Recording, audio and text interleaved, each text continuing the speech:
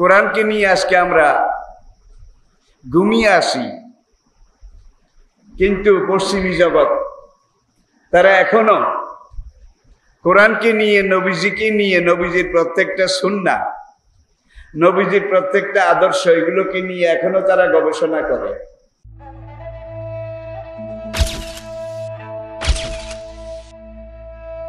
নবীজির জীবন, নবীজির সিরত আমি কোনখান থেকে শুরু করব, কোথায় গিয়ে শেষ করব?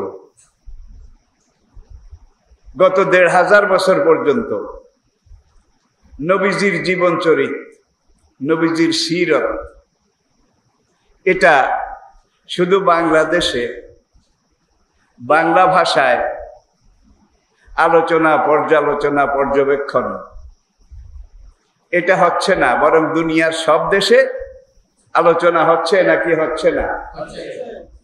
শুধু মুসলমানরা আলোচনা করে, অমুসলমানরা করে না, তারা আরো বেশি করে। কোরআনকে নিয়ে আজকে আমরা ঘুমিয়ে আসি, কিন্তু পশ্চিমী জগৎ তারা এখনো কোরআনকে নিয়ে, নবীজিকে নিয়ে, নবীজির প্রত্যেকটা সুন্নাহ, নবীজির প্রত্যেকটা আদর্শ, এগুলোকে নিয়ে এখনো তারা গবেষণা করে। তারা এটা স্বীকার করে এই কোরআন এমন এক পবিত্র গ্রন্থ, যেই কোরআনে আল্লাহ পাক নিজেই ঘোষণা করেছেন তিবিয়ানান লিকুল্লি শাই। এই কোরআন এমন কোরআন, যেই পবিত্র কোরআনে কিয়ামত পর্যন্ত মানুষের জীবনের জন্য প্রয়োজন, দরকারি কোনো কথা আমি আল্লাহ বলার বাকি রাখিনি। আরেক আয়াতে আল্লাহ পাক বলছেন মা ফাররাতনা ফিল কিতাবে মিন শাই। এই কোরআন এমন কোরআন, যেই কোরআনে মানুষের জন্ম থেকে শুরু করে মৃত্যু পর্যন্ত, একজন মানুষের ব্যক্তি জীবন, বিয়ে শাদী করার পরে দাম্পত্য জীবন, পরবর্তীতে পারিবারিক জীবন, সামাজিক জীবন, রাষ্ট্রীয় জীবন, আন্তর্জাতিক জীবন, ইহলৌকিক জীবন এবং পারলৌকিক জীবন, কোনো ব্যাপারে কোনো কথাই কোরআনে পাকে আল্লাহ পাক বলার বাকি রাখেননি। এটাই কোরআনে পাকের বৈশিষ্ট্য। দেখুন, বিসমিল্লাহির রহমানির রহিম, এটা পবিত্র কোরআনের প্রথম আয়াত নাকি? নাকি এটা শুধু বিসমিল্লাহ? সূরা নামলে দেখুন ইন্নাহু মিন সুলাইমানা ওয়া ইন্নাহু বিসমিল্লাহির রহমানির রহিম। তাহলে এটা কোরআনের শুরুতে শুধু বিসমিল্লাহ নয়, এটা কোরআনের মাঝখানের একটা আয়াত। তাহলে কোরআনের শুরুতে প্রথম আয়াত বিসমিল্লাহির রহমানির রহিম, আর পবিত্র কোরআনের শেষ আয়াত মিনাল জিন্নাতে ওয়ান নাস। প্রথম আয়াত বিসমিল্লাহির রহমানির রহিম, বিসমিল্লাহর প্রথম অক্ষর বা, আর মিনাল জিন্নাতে ওয়ান নাস কোরআনের শেষ অক্ষর সিন। তাহলে কোরআনের প্রথম অক্ষর বা, শেষ অক্ষর সিন, এই দুইটা মিলান, লাগান, একত্র করেন, কি হয়? বাস অর্থ কি? শেষ, কমপ্লিট, আর দরকার নেই, কাফি, পরিপূর্ণ, এনাফ। মানুষের জীবনের জন্য যত কিছু, যা কিছু দরকার, এই বা আর সিনের মাঝখানে আমি আল্লাহ তোমাদের জন্য দিয়ে দিয়েছি। নূহ আলাইহিস সালাতু ওয়াস সালাম, তিনি প্রথম মানুষ, প্রথম নবী। আদম আলাইহিস সালাতু ওয়াস সালামের 10ম প্রজন্ম, 10th জেনারেশন। আদম আলাইহিস সালাম থেকে নূহ পর্যন্ত মানুষের 10টা সিঁড়ি। আমি কি বুঝাতে পেরেছি? সিঁড়ি, ধাপ। তো আদম আলাইহিস সালাম থেকে নূহ আলাইহিস সালাম পর্যন্ত এই 10 ধাপ, 10 সিঁড়ি, 10 জেনারেশন। এই সময় দিন ছিল সীমিত, সীমাবদ্ধ, অল্প কিছু। নূহ আলাইহিস সালাম যাকে বলা হয় আদমে সানি, দ্বিতীয় আদম। নূহ আলাইহিস সালাতু ওয়াস সালাম তিনি ছিলেন এই মানব ইতিহাসে সর্বপ্রথম নবী এবং রাসূল। আদম ছিলেন নবী, আদম থেকে নূহের আগ পর্যন্ত সবাই ছিলেন নবী। নবী বলা হয় কাকে? যাকে আল্লাহ একটা নির্দেশ দিয়ে বলেছেন তুমি ওই এলাকায় যাও, সেখানে গিয়ে আমার বান্দাদেরকে দিন শিখাও, দিনের কথা বলো। সঙ্গে কোনো কিতাব, কোনো গ্রন্থ কিচ্ছু দেন নাই, শুধু অর্ডার, অর্ডার ইজ অর্ডার, তুমি ওই এলাকায় যাও, এগুলা করো। রেসালা, কেতাব, কোন সার্কুলার, কোন লিখিত বাণী, আর সামনের জন্য কোনো ওহী পথ নির্দেশনা এগুলোও দেননি, শুধু একটা নির্দেশ, ওই এলাকায় যাও। তাহলে আদম থেকে নূহের আগ পর্যন্ত সকল নবী ছিলেন শুধু নবী। নাবাউন শব্দ থেকে নবী। কোরআন হাকিমের 30 পারার প্রথম সূরাটা সূরায়ে নাবা। নাবাউন আরবি শব্দ, এর বাংলা হলো সংবাদ, বার্তা। ইংরেজিতে মেসেজ, মেসেজ, আর ফার্সিতে, উর্দুতে, আরবিতে খবর, খবর। নাবা মানে খবর, মেসেজ, বার্তা।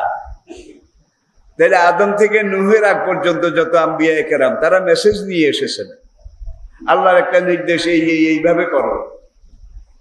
আর নূহ আলাইহিস সালাতু ওয়াস সালাম তিনি একদিকে নবী আর একদিকে প্রথম কিতাব গ্রন্থধারী রাসূল, যাকে আল্লাহ নবুয়ত দিয়েছেন, নির্দেশ। নবুয়তটা নির্দেশ, আর রিসালাটা হলো লিখিত গ্রন্থ, ওহী, যে এই নির্দেশের ভিতরে, এই নির্দেশের আলোকে তুমি জমিনের ওই অংশে আমার এই নির্দেশগুলো পালন করার জন্যে মানুষদেরকে বলো, মানুষদেরকে শিক্ষা দাও। সকল নবী কিন্তু রাসূল ছিলেন না। কথাটা একটু চিকন, একটু বুঝার চেষ্টা করেন। সকল নবী কিন্তু রাসূল ছিলেন না, যাদেরকে শুধু আল্লাহ একটা মেসেজ দিয়ে পাঠিয়েছেন একবারের জন্য, ওয়ান টাইম, যাও এই খবর গিয়ে বলো, নির্দেশ। নাবাউন খবর, মেসেজ, সংবাদ। এই নাবা যিনি পেয়েছেন তিনি নবী। নাবা আল্লাহর পক্ষ থেকে নির্দেশ যিনি পেয়েছেন তিনি নবী। আবার আল্লাহর পক্ষ থেকে নির্দেশও পেয়েছেন, আর আল্লাহর পক্ষ থেকে সার্কুলার, কিতাব, ওহী যিনি পেয়েছেন তিনি নবী এবং রাসূল। কোন নবী রাসূল ছিলেন না, শুধু নবী ছিলেন। কিন্তু যারা রাসূল তারা নবীও ছিলেন, রাসূলও ছিলেন। এবার মধ্যে আপনাদের কাছে পরিষ্কার হয়েছে। আদম আলাইহিস সালামের কোনো বিরোধিতা হয়নি, কিন্তু আদম আলাইহিস সালাম জীবিত থাকতে তার সামনেই দুনিয়াতে হিজবুল্লাহ আর হিজবুশ শয়তান, আল্লাহর পক্ষ শক্তি এবং বিপক্ষ শক্তি, খোদাই শক্তি এবং শয়তানি শক্তি, এটা আদমের জীবিত কালেই কিন্তু শুরু হয়েছিল। আপনারা জানেন আদমের 2 সন্তান, অনেক সন্তান ছিল, অনেক ছেলে মেয়ে ছিল, তার মধ্যে 2 জন আল্লাহর এই জমিনের উপরে প্রথম মার্ডারের ঘটনা, হত্যার ঘটনা, হাবিল এবং জানেন আপনারা, কাবিল তার একটা ব্যক্তি স্বার্থ,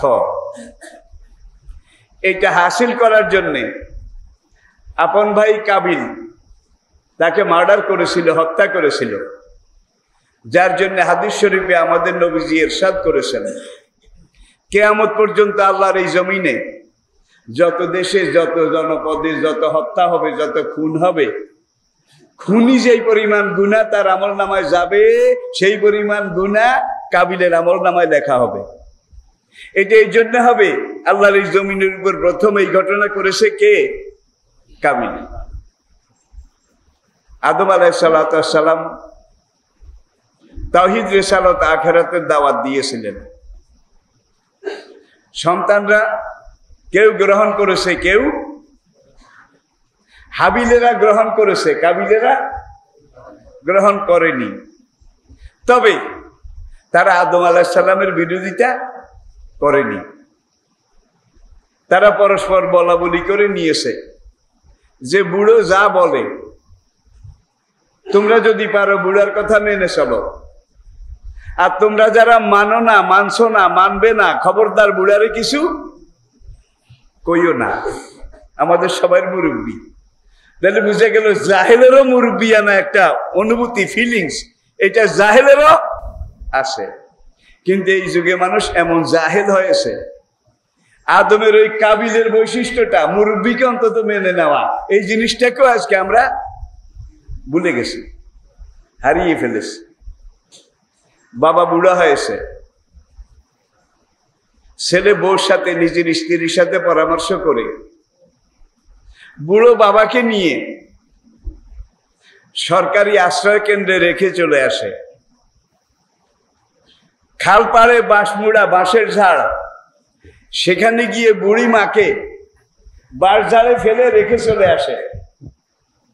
বাস স্টেশনে বুড়ো বাবা বুড়ি মাকে সেখানে ফেলে ছেলে চলে আসে। এমন ঘটনা আসে না নাই? যে কয়টা ঘটনা আমি উল্লেখ করলাম, প্রত্যেকটা ঘটনা কিন্তু বাংলাদেশে চলছে। কিন্তু আল্লাহর পরে যিনি আপনার কাছে সবচেয়ে বড়, তিনি আপনার মা।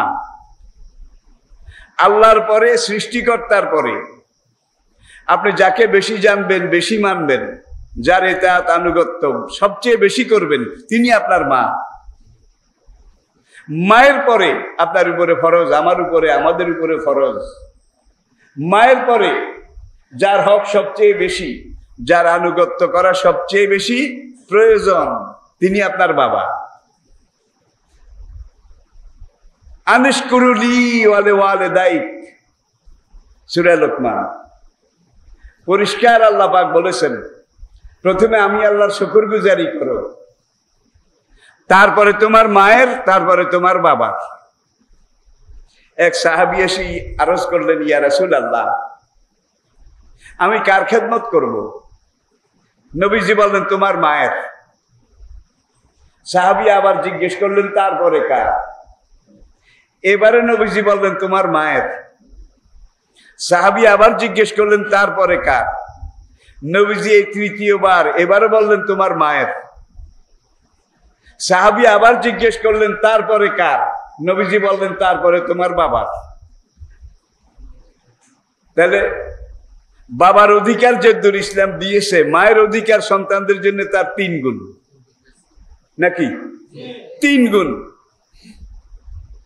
আরেক হাদিসে নবীজি বলেছেন, তোমার মা বাবা তোমার উপরে যদি রাজি খুশি থাকে, তাহলে তোমার জান্নাত কনফার্ম, নিশ্চিত।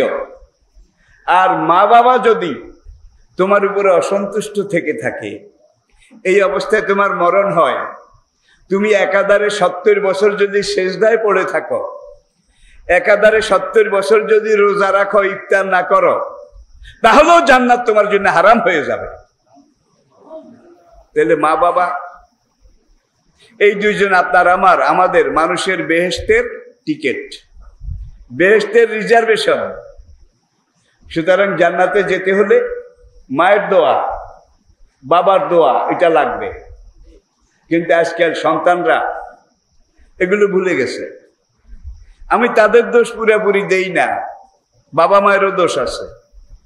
সন্তানদেরকে জন্মের পর থেকে যা কিছু যেভাবে শিখানো দরকার, এই যুগের বাবা মায়েরা বোধহয় তা সেইভাবে শিখায় নাকি? খুব কম, খুব কম।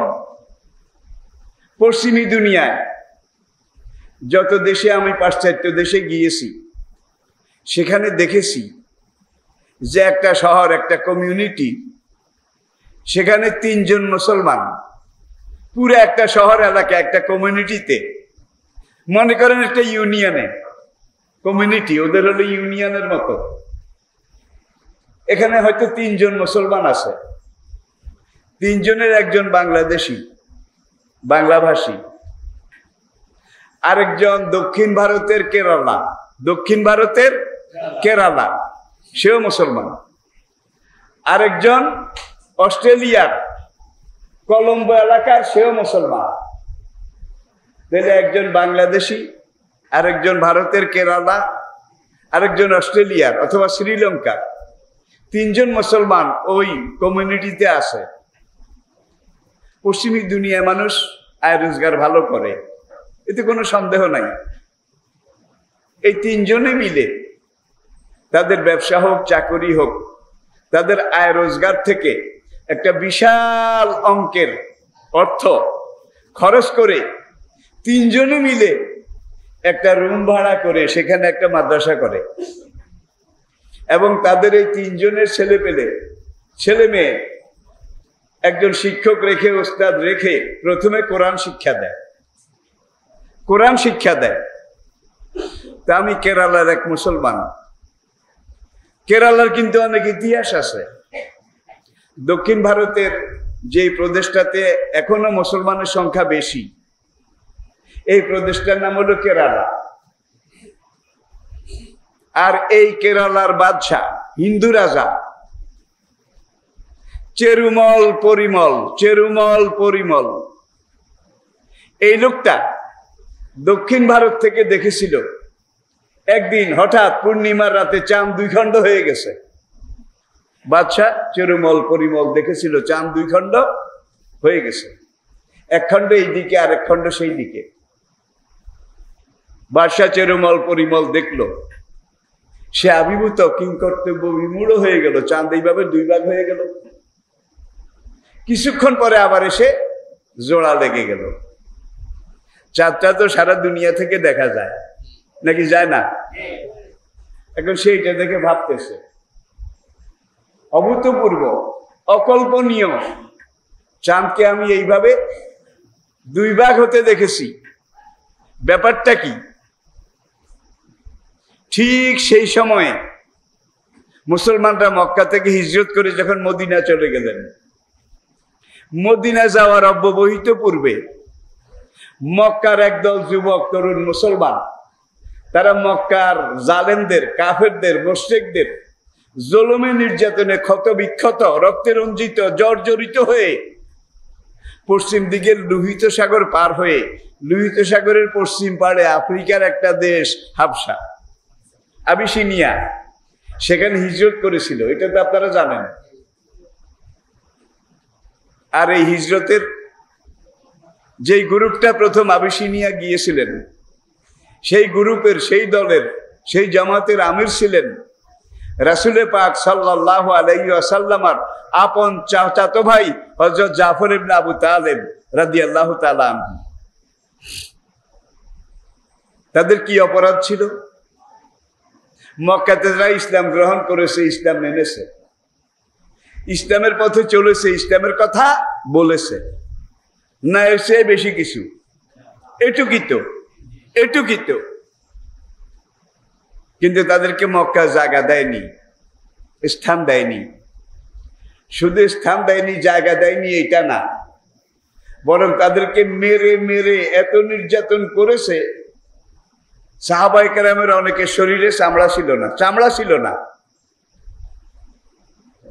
বেলালের শরীরে, আম্মার ইবনে ইয়াসির রাদিয়াল্লাহু তাআলা আনহুর শরীরে, সোহাইব রাদিয়াল্লাহু তাআলা আনহুর শরীরে চামড়া তো অনেক জায়গায় ছিল না, অনেক জায়গায় বড় বড় গর্ত ছিল, গোশতও ছিল না, বাইরে থেকে হাড্ডি দেখা যেত।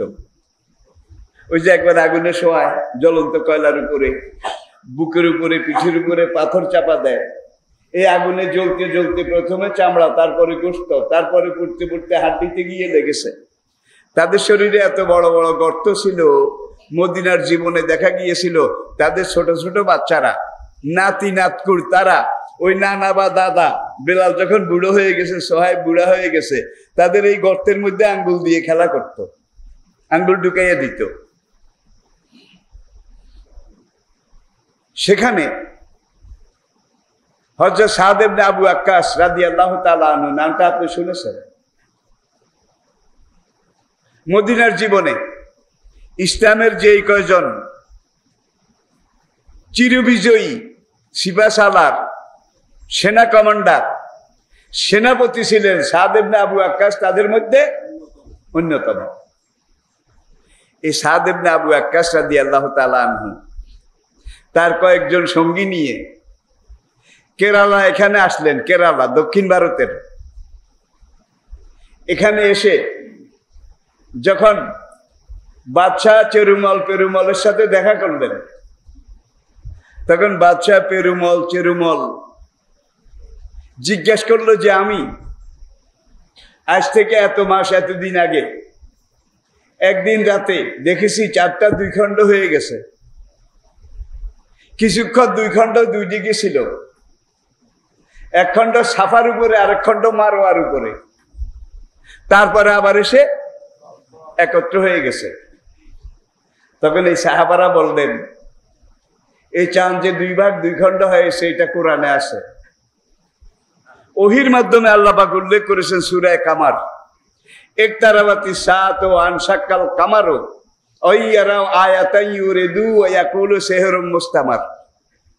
যে আবু জাহেলরা বলেছিল, মুহাম্মদ তোমার সাথে তো আমাদের ঐক্যমত হচ্ছে না, মিল হচ্ছে না, এখন একটা কাজ করো, কাবার মাঝখান দিয়ে ইট পাথর দিয়ে একটা দেওয়াল এটা তৈরি করে আরেকটা দরজা সেখান দিয়ে খুলে দিয়ে কাবাকে আমরা মাঝখানে দেওয়াল দিয়ে ভাগ করে ফেলি। একদিকে আমরা আমাদের দেবদেবী মূর্তি পূজা, লাভ মানত হবো লজ্জা ইয়াগুস মানাত ঠাকুরানী দেবদেবীর পূজা করব। আর ওই অর্ধেকে তুমি মুসলমানদেরকে নিয়ে তোমার ইসলামের কাজ যেগুলো এগুলা করিও। তারা এই প্রস্তাব দিয়েছিল। আল্লাহ পাক সূরা কাফিরুন নাজিল করলেন, কুল ইয়া আইয়ুহাল কাফিরুন লা আবুদু। হে নবী, আপনি কাফিরদেরকে বলে দেন, তোমরা যেই দেবদেবীর পূজা করো আমরা এর পূজা করি না। ওয়ালা না আবিদু মা আবাদতুম। আর আমি নবী নিজেও ওইসব দেবদেবীর পূজা করি না, মানি না, যেগুলো তোমরা পূজা করো, যেগুলোর নামে মানুষ বলি দাও, যেই দেবদেবীর নামে তোমরা পশু বলি দাও, আমি এগুলা করি না। ওয়ালা আনতুম আবিদুনা মা আবুদু। যার আমি ইবাদত করি, যেই মালিকের আমি ইবাদত করি, তোমরা সেই মালিকের ইবাদত করো না। লাকুম দীনুকুম, তোমাদেরটা তোমাদের জন্য, আমারটা আমার জন্য। এখানে দেখুন কোরআনের কথন ভঙ্গি, বচন ভঙ্গি। লাকুম দীনুকুম, তোমাদের মূর্তি পূজার যেই ধর্ম এটা তোমাদের জন্য, এটা তোমরা করো। অলিয়া দিন, এখানে লামে তাকিদ, ওলামায়ে কেরাম আছেন, তোমাদেরটার আমি পক্ষেও নাই বিপক্ষেও নাই, তোমাদেরটার ব্যাপারে আমি নিরপেক্ষ, আমি সেকুলার, তোমাদেরটার ব্যাপারে আমি সেকুলার। অলিয়া দিন, কিন্তু আমার জীবন জাকাত থাক, জীবন দিয়ে হলেও আমি আমার দিনের চরম পক্ষে আসি। ভাই, বাংলাদেশের একজন দিনাজপুর গোরা শহীদ ময়দানে সেখানে জনসভা করতে গিয়ে, আমি তখন দিনাজপুরে ছিলাম, আমার মাহফিল ছিল, তিনি সেখানে বললেন, এই দেশের মোল্লা মৌলবী, মোল্লা এই কথা শুরু, মোল্লা মৌলবী, এই দেশের আলেম উলমা, আলেম উলামা না উলমা, তাদেরকে আমি আবার বলছি, বারবার বলছি, তারা যেন বুখারী শরীফটা ভালো করে পড়ে। বুখারী শরীফে আল্লাহ সেকুলারিজম, ধর্ম নিরপেক্ষতার কথা বলেছে। বুখারী শরীফে আল্লাহ বলেছে লাকুম দীনুকুম ওয়ালিয়া দীন। বুখারী শরীফে পেছে কেন লাকুম দীনুকুম ওয়ালিয়া দীন? বুখারী শরীফে বললি ঠারে তো নাই। পরবর্তীতে আবার তিনি বললেন, এই দেশের আলেম উলমা তাদেরকে আমি আবার অনুরোধ করব, তারা যেন বুখারী শরীফ একটু ভালো করে পড়ে। বুখারী শরীফের আরেক জায়গায় আল্লাহ বলেছেন লা ইকরাহা, ভাই লা ইকরাহা ফিদ্দিন বুখারী শরীফে কেন? তাহলে দেখা যায় আমির হামজা তো ঠিক নেই, কোনটা বুখারী কোনটা কোরআন, এইটা যারা তমিজ করতে পারে না, গেরবামিরো সগজিরো মোশেরা দি ওয়াকুনাদ ই চুনি আর কানে দৌলত মুলকেরা বীরা কুনাল, কোন পুরানো আলেম থাকলে বুঝে গেছেন। আমি এই মুহূর্তে এটা তর্জমা করতে অপারগ, অক্ষম। সুতরাং যা হওয়ার তাই হচ্ছে। তখন ওই সাদ ইবনে আবু ওয়াক্কাস এবং সাহাবারা বললেন যে আজ থেকে এত মাস আগে মক্কাতে যখন কাফেররা চ্যালেঞ্জ করলো যে তোমার আল্লাহকে আমরা মানি না, তোমার কোরআনকে আমরা স্বীকার করি না, হ্যাঁ আমরা মানব, স্বীকার করব, তুমি যদি এই পূর্ণিমার রাতের চাঁদকে আঙ্গুলের ইশারায় দ্বিখণ্ডিত করতে পারো তাহলে আমরা বলতে পারবো যে তুমি নবী। নবী বললেন ঠিক তো? হ্যাঁ। মানবে তো? হ্যাঁ 100 বার। হুজুর আঙ্গুল ইশারা করলেন, পূর্ণিমার চাঁদ 2 খণ্ড হয়ে 2 দিকে চলে গেল। একতারাবাতি সাত ও আনসাক্কাল কামারো ওয়াইয়ারা আয়াতান ইউরিদু ওয়া ইয়াকুলু সিহরুম মুস্তামার। কিয়ামত কাছে এসে গেছে। একতারাবাতি সাত ও আনসাক্কাল কামারো, চাঁদ 2 ভাগ হয়ে গেছে। এত বড় মুজিজা দেখেও এই কাফেররা বলল, বাইর বেটা, তোরে না মানলো তোর ওস্তাদের মানি। এমন ওস্তাদ তুই পাইছ আর এমন জাদু তুই শিখেছিস, তোর জাদু এতদিন জমিনে চালিয়েছিলি, আজকে তোর জাদু আসমানে চাঁদের উপরে পর্যন্ত চালিয়ে দিয়েছিস। সেহর মোস্তামের এই কথা বলে তারা পৃষ্ঠ প্রদর্শন করে চলে গেছিল। ঘটনা আপনারা জানেন, আমি শুধু একবার কিন্তু কেরালার বাদশাহ চেরুমল দেখেছিল এই দ্বিখণ্ডিত চাঁদ।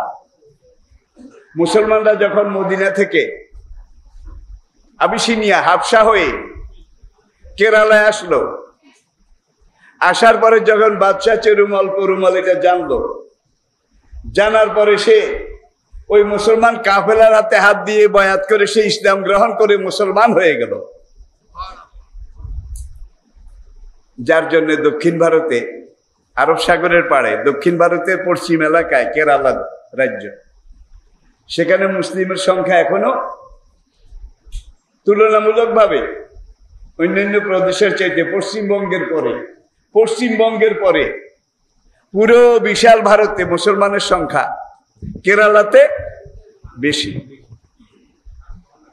তো ওই যে 3 জন মুসলমান, আমি লন্ডন শহরের কথা বলছি, তারা এইভাবে একটা মাদ্রাসা এটা করে একজন হুজুর রেখেছে।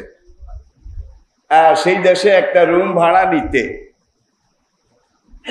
অনেক পয়সা লাগে, অনেক। তাই আমি বললাম, আপনারা 3 জনে মিলে মাদ্রাসা করেছেন, এটাকে উঠাবেন কবে? কি করবেন আপনারা? হুজুর, আমরা জীবিকার সন্ধানে বিদেশে এসেছি, কিন্তু আমাদের ঘরে যে ছেলে মেয়েগুলো আছে, এগুলোকে যদি তাদের জীবনের শুরুতে, তাদের কলবে, তাদের জেহেনে পবিত্র কোরআন ঢুকাই দিতে না পারি, তাহলে আগামী দিনে ওরা হারিয়ে যাবে। ওরা কোরআনের জগতে থাকবে না, ওরা সেকুলার অন্য জগতে চলে যাবে। যার জন্য আমরা মনে করি যে আমাদের খাওয়া দাওয়ার চাইতেও আমাদের পরবর্তী জীবনের জন্য করে। দেশে এমন বিল্ডিং তৈরি করেছে, যেই বিল্ডিং সেই যুগের সাদ্দাদের বেহেশতে সে কম না। এমন বিল্ডিং আমাদের দেশে বোধহয় নাই, বহুত আছে আজকাল, বহুত আছে, ঠিক কিনা বলেন? কিন্তু এত বড় বিল্ডিং, রাতে বিল্ডিং এর সামনে দিয়ে গেলে কত লাকসাম, কত বাতি, কত রকমের কি নয়নাভিরাম দৃশ্য। ছেলে 3টা আছে, একটা পাগল, আর একটা ছাগল, আর একটা কবরে মুতে। একটা পাগল, আরেকটা ছাগল, আরেকটা কবরে মুতে। এই ধরনের অবস্থা আছে না নাই? আছে না নাই? তাইলে আপনি মারা গেছেন, আপনার জানাজা পড়া লাগবে। দাফনের আগে জানাজা লাগে না? লাগে তো। এখন এই জানাজা পড়ার হক কার? ছেলের। কার? ছেলের। কারণ এই ছেলেকে আল্লাহ এই কোরআনে বলেছেন, অকর রাব্বির হামহুমা, এটা তো আপনারা সবাই জানেন আশা করি। উল্লেখযোগ্য দোয়ার মধ্যে এটা একটা, রাব্বির হামহুমা, ওগো আমার রব, আমার এই মৃত মাকে, আমার মৃত বাবাকে তুমি এমন ভাবে রহম করো, ক্ষমা করো, মাফ করো।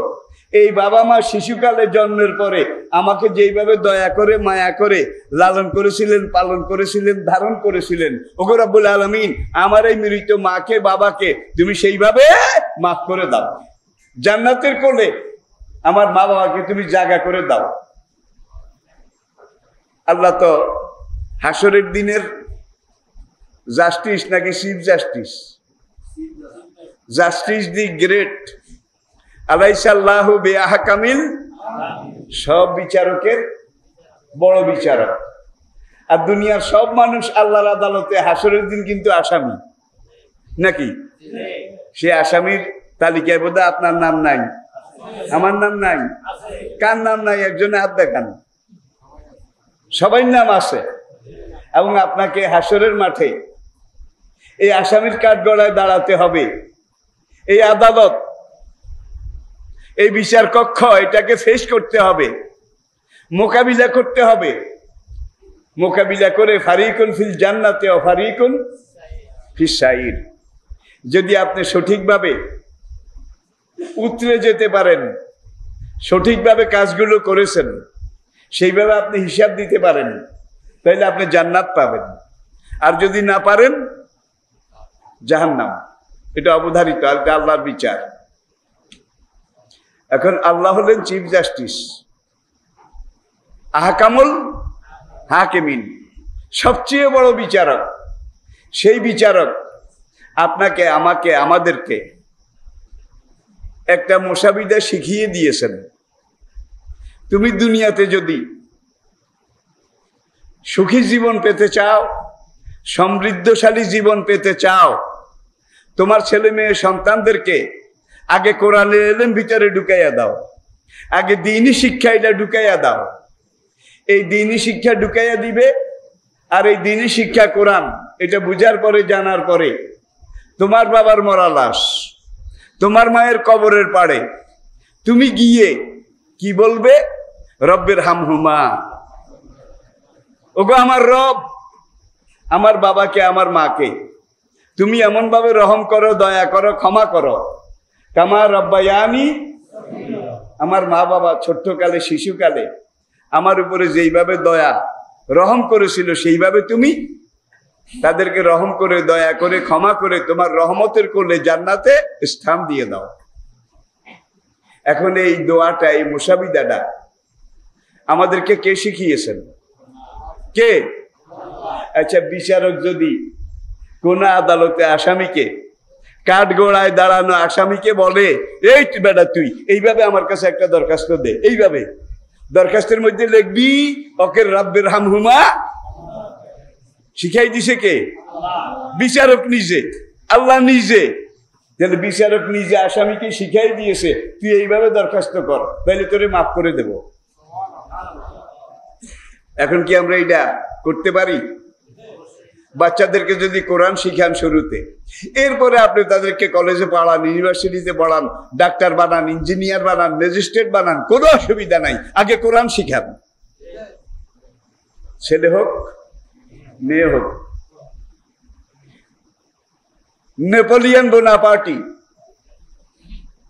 তার জাতিকে বলেছিলেন, তোমরা যদি আমার কাছে একটা ভালো দেশ চাও, সুখ শান্তির দেশ চাও, ভালো রাষ্ট্র চাও, তাইলে আমাকে 10 জন ভালো মা, আদর্শ মা আমাকে দাও, তাইলে 40 বছর পরে আমি তোমাদেরকে একটা ভালো দেশ, ভালো রাষ্ট্র এটা দিতে পারবো। তাহলে ভালো রাষ্ট্র, ভালো দেশ দিতে হইলে আগে কি দরকার? ভালো মা দরকার। এবং ভালো মা বলতে খুব সুন্দরী নাকি? দ্বীনি মা, কোরআনপন্থী মা, কোরআন জানা মা। নারীর আসল রূপ কিন্তু বাইরে নয়, নারীদের আসল রূপ ভিতরে। বাইরে যেটা আছে এটা শিয়াল কুকুরেরও আছে, হায়ান জানোয়ারেরও আছে, এটার 1 পয়সাও দাম নাই। কিন্তু নারীর আসল রূপ ভিতরে। এই রূপটাকে যদি কোরআনের আলোকে আলোকিত করতে পারেন, তাহলে এই নারীর গর্ভ থেকে যে সন্তান হবে সবগুলো আল্লাহর ওলি হবে। অনেক ডিসি আছে, অনেক সচিব আছে, সরকারি লেভেলে সর্বোচ্চ পর্যায়ে চাকরি করে, কিন্তু সবাই রাতে তাহাজ্জুদ পড়ে। এরকম আসে না নাই? আসে না নাই? আসে তো, সংখ্যায় একেবারে কম না। ভাই, আমার কাছে সারা দুনিয়া থেকে ফোন আসে, সারা পৃথিবী থেকে। বাংলাদেশে যতগুলো সেক্টর আছে, প্রত্যেকটা সেক্টরের অনেক বড় বড় পদের উল্লেখযোগ্য ব্যক্তিরা আমাকে ফোন করে, হুজুর আমার পরিচয়, আমি অমুক। আমি সবসময় আপনার জুমার খুতবা, নেটে আপনার বক্তব্যগুলো শুনি। আমার এই ব্যাপারে আপনি আমাকে একটু পরামর্শ দেন। এখন ওই যে বলছিলাম, 3 জন লোক মিলেও একটা মাদ্রাসা করেছে, তাইলে তারা মুসলমান, তারা কোরআনকে অগ্রাধিকার দিয়েছে, এই জন্য আগে মাদ্রাসা করেছে। আমার প্রশ্নের জবাবে তারা বলেছিল, হুজুর টাকা পয়সা আজকে আসে কালকে নাই, এটা 2 দিনের খেলা ঘর। কিন্তু বাচ্চাগুলোকে যদি কিছু টাকা পয়সা খরচ করে তাদের পেটে শুরুতে কোরআনটা ঢুকাইয়ে দিতে পারি, তাহলে আগামী জীবনে সে যেই সেক্টরে যাক, যেই কাজ করুক, বেনামাজি হবে না, ফাসেক হবে না, নাস্তিক হবে না। বাবা মারা গেছে, এখন জানাজা লাগবে না? জানাজার 1 নম্বর হক কার? কে পড়াবে? ছেলে পড়াবে। কারণ ছেলেকে ওই চিফ জাস্টিস শিখাই দিছে, তোর বাবার মরা লাশ, তোর মায়ের মরা লাশ, এটা সামনে রেখে তুই যখন কেঁদে উঠে বলবি রব্বের হামহুমা, সঙ্গে সঙ্গে আমি আল্লাহর আরশে আজিম থরথর করে কাঁপা শুরু করবে। আরশ বলবে, মালিক তুমি অমুককে শিখাই দিয়েছো রব্বের হামহুমা, এইভাবে মা বাবার জন্য তোমার কাছে দরখাস্ত করার জন্য। সে বাবা আল্লাহর সামনে নিয়ে কাঁদে আর কয় রব্বের হামহুমা। এখন তুমি কি করবা? আল্লাহ সঙ্গে সঙ্গে বলবে যে কোরআন শিক্ষা দিয়েছে, এই উসিলা বরকতে আমি তার বাবাকে মাকে ক্ষমা করে দিলাম, মাফ করে দিলাম।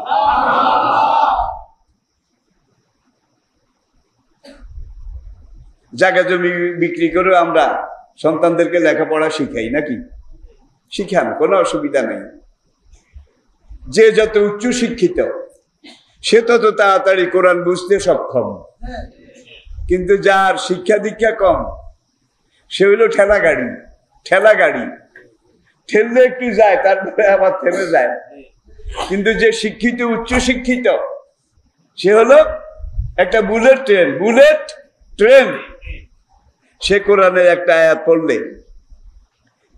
দুনিয়ার দিকে তাকান, বর্তমানে মুসলমান আর ইসলামের বিরোধিতা সবচেয়ে বেশি হচ্ছে।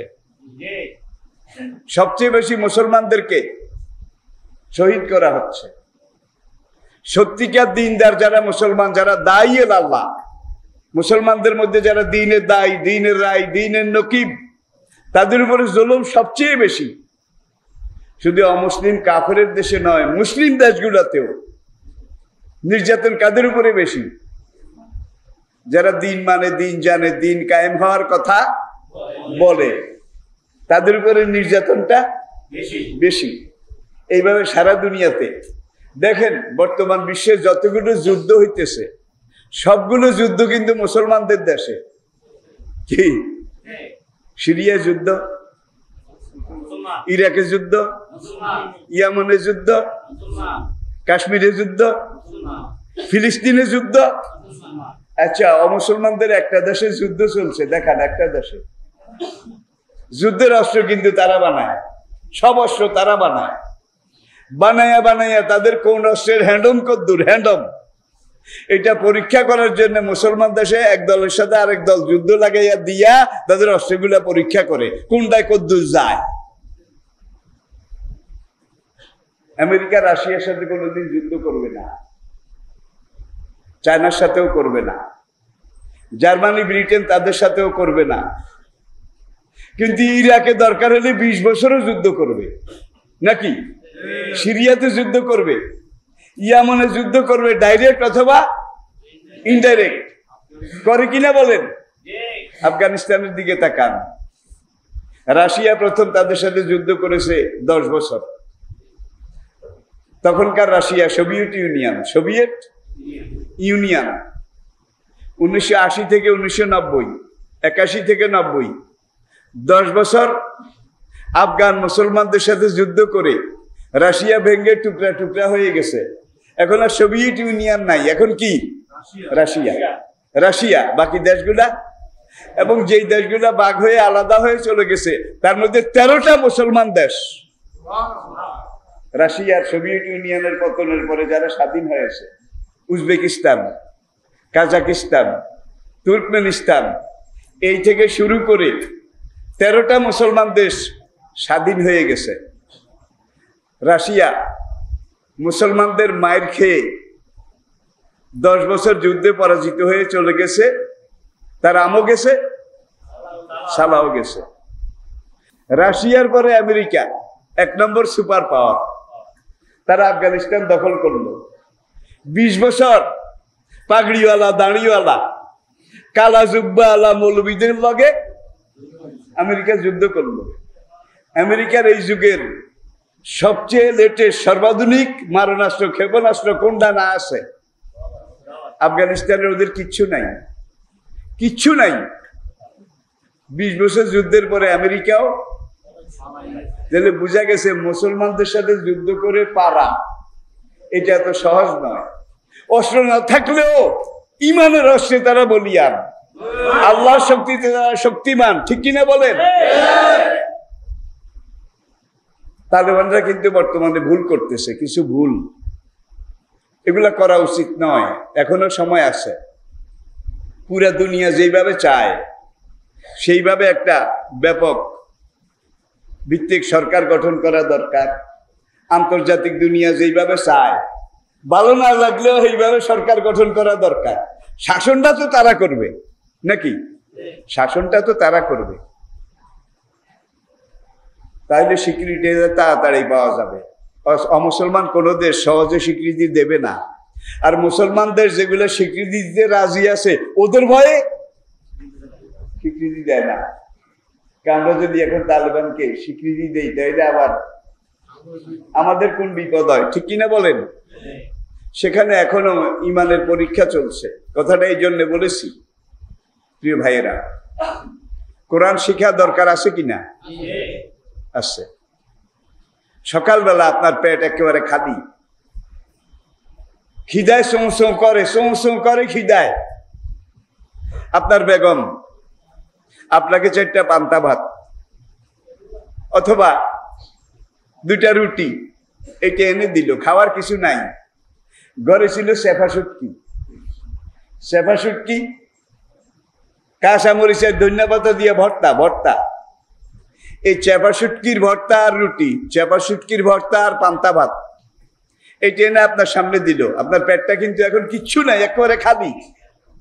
এই খালি পেটে আপনি ওই পান্তা ভাত দিয়ে, রুটি দিয়ে, চেপা শুটকির ভর্তা দিয়ে আপনি খাইলেন। খাওয়া যখন শেষ, হাত ধুতে যাবেন, এমন সময় আপনার এক আত্মীয় বাড়ি থেকে, সেখানে কোনো একটা অনুষ্ঠান ছিল, বড় বড় টিফিন ক্যারিয়ারে করে মুরগির রান, থান, কারি, খাসির গোস্ত, গরুর গোস্ত, ফিস্ট, রোস্ট, একেবারে টিফিন ক্যারিয়ার ভর্তি। আপনি কিন্তু আগে চেপা শুটকি দিয়ে পান্তা ভাত খেয়েছেন। এবার আপনার বিবি টিফিন ক্যারিয়ার খোলে, দাও এক টুকরা, এখান থেকে 1 টুকরা। খাইতে খাইতে ফিডিং এর উপরে ওভার ফিডিং একেবারে এই পর্যন্ত, পুরা টাঙ্কি, ফালাউলা এজা বালাগাতিল, এই পর্যন্ত বোঝাই। সারাদিন আপনার ঢেক উঠবে কোনটার? ঢেক কোনটার? কে? শুটকিতে একবারে নিচে। আর শুটকির উপরে এত কোরমা পালাও, এত বিরিয়ানি, এত কারি, এত রেজালা, এত ফিস্ট, এত রোস্ট, শুটকির উপরে লোড করলেন, কিন্তু একটারও ঢেক উঠে না। ঢেক উঠে কোনটার? কারণ আপনার পেটটা একবারে খালি ছিল, কিচ্ছু ছিল না, কোনো খাদ্য ছিল না। এই খালি পেটে যখন আপনি চেপার ভর্তা দিলেন, এই চেপার ভর্তাটা আপনার পেট এমন ভাবে গ্রহণ করলো, এটা সাইকোলজি, চিকিৎসা বিজ্ঞান এটা স্বীকার করে এমন ভাবে আপনার পেট এটারে কবুল করলো, গ্রহণ করলো, কুরমা পালাও এগুলো উপর দিয়ে আসে, পেট এটারে জিজ্ঞাসাও করে না, খাইছত তোর ট্যাঙ্কি তুই লোড করছ, কিন্তু আসল লোড আসল জিনিস দিয়া। আসল জিনিস কি? ক্ষুধার সময় চেপা শক্তি, সারাদিন চেপার ঢেক উঠবে, ঠিক কিনা? আপনার বাচ্চা যেগুলো এখনো ছোট, মুরু সিবিয়ানাকুম বিসসালাতি ইযা বালাগু সাবআ, তাদের বয়স যখন 7 বছর হয়ে যায়, আগে কোরআন শিখাও, আগে দিন শিখাও, নামাজ শিখাও। এখন আপনি তাদেরকে আগে কোরআন শিখান। আমাদের ছোট্টকালে আমরা দেখেছি প্রত্যেক বাড়িতে কাছারি ছিল, একজন হুজুর তালবে আলিম ছিল, ঠিক কিনা বলেন? এখন কাছারি নাই, তালবে আলিম থাকবে কোথায়, ঠিক কিনা বলেন? এরপরে প্রত্যেকটা গ্রামে মহল্লায় ফুরকানিয়া মাদ্রাসা ছিল, হুজুরে ঢুলে ঢুলে পড়াইতেন, আর ছেলেরা মেয়েরা একদিকে বসে তারাও ঢুলে ঢুলে পড়তো। সকালে কোনো বাড়ির দরজা দিয়ে যাওয়ার সময় দেখবেন বাড়ির বুড়িয়া, এক চোখ কানা, একটা থুরথুরে বুড়ে, চশমা একটা পুরান দাদার কাল্লা, চশমার ঠ্যাং একটা ভেঙে গেছে, এটারে সুতে দিয়ে বাঁধছে, আরেক ঠ্যাং ঠিক আছে। এই চশমা চোখে দিয়ে বুড়িয়ায় কোরআন শরীফ পড়ে, ছিল না বোধ হয়? এরপরে সকাল 7টা-8টায় যদি গ্রামের রাস্তা দিয়ে বাইর হইতেন, এখানে এক দঙ্গল, এখানে এক ঝাঁক, ওই যে বাঁশের তৈরি রিয়াল বানাইতো, বাঁশের তৈরি, বুড়িয়ারা কইতে পারবে, বাঁশের তৈরি। এই রিয়াল, কায়দা, আমপারা, সেপারা, এগুলা এদের বগলের তলে নিয়ে নামাজে চিনি একটা মাথার দিয়ে রাস্তায় রাস্তায় যেদিকে যাবেন, বাচ্চারা কোরআন শিখতে গেছে এখন ঘরে যায়, কোরআন শিখতে গেছে এখন ঘরে যায়। আছে কিছু? কিচ্ছু নাই। এই অবস্থা চলতে পারে না। আমাদের ঈমান যত দুর্বল হচ্ছে, আমাদের খাদ্য তত দুর্বল হচ্ছে। আমরা ঈমানের জগৎ, কোরআনের জগৎ থেকে যত দূরে সরছি, আল্লাহর নিয়ামতের স্বাদ, গ্রাম, এটা তত আমাদের থেকে দূরে সরে গেছে, ঠিক কিনা? পদ্মার ইলিশের সেই গ্রাম আসে বোধ হয়? পদ্মার ইলিশ বাদ দেন, দাম বেশি, সবাই কিনতে পারে না। আগের মুগ ডাইলের গ্রাম, শিমের বীজের গ্রাম, যেই জিনিস এমন একটা ঘ্রাণ ছিল, স্বাদ ছিল, মজা ছিল, এগুলোর মধ্যে ফিটনেস ছিল, ভিটামিন ছিল, এখন কিচ্ছু নেই, সব হাইব্রিড, সব হাইব্রিড। তরকারি খাইলেও লাভ হয় না, কারণ আগের সেই ফিটনেস, যার জন্য আজকালকের বাচ্চা এগুলো হাইব্রিড। এগুলারে ঠেললে কদ্দূর যায়, আবার দাঁড়িয়ে থাকে, আবার ধাক্কা দিলে কদ্দূর যায়। কিন্তু আমরা যখন শিশু ছিলাম, আপনারা যখন শিশু ছিলেন, হাইব্রিড ছিলেন নাকি? এখন খানাও হাইব্রিড, ছেলে পেলেও হাইব্রিড। আর দেশি মুরগা একটা দেখেন, পুরা বাড়ি দৌড়াইয়া মুরগাইটারে ধরেন, ধরেন পারবেন না, কিন্তু ফার্মের মুরগা, আজকালের ছেলে পেলে বাচ্চারা ঠিক ফার্মের মোরগ হয়ে গেছে। তাদের শক্তির মতো শক্তি বলতে যেটা কিছুই নেই, সব হারিয়ে গেছে। এবারে আসেন শেষ কথা, আপনাদের বোধ অসুবিধা হচ্ছে। এশার আজান কয়টায়?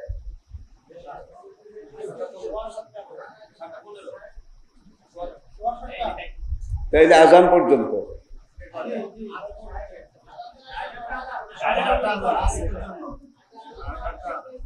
আর একটু বাড়াবেন,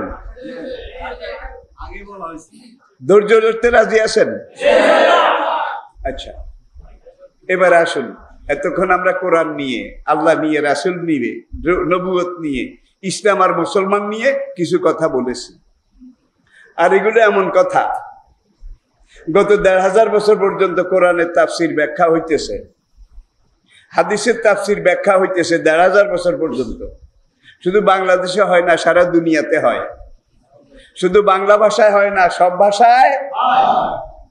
শুধু বাংলাদেশে হয় না, সকল দেশে হয়। শুধু মুসলমানে করে না, খ্রিস্টান ইহুদিরাও করে। উপমহাদেশে প্রথম কোরআনের বাংলা তর্জমা যে করেছে গিরিশচন্দ্র সেন, এটা আপনারা জানেন। গিরিশচন্দ্র সেনের আগে রংপুরের একজন বসুনিয়া মুসলমান, তিনি প্রথম করেছিলেন, কিন্তু সেটা ইতিহাসে জায়গা পায় নাই, পাইছে গিরিশচন্দ্র সেন।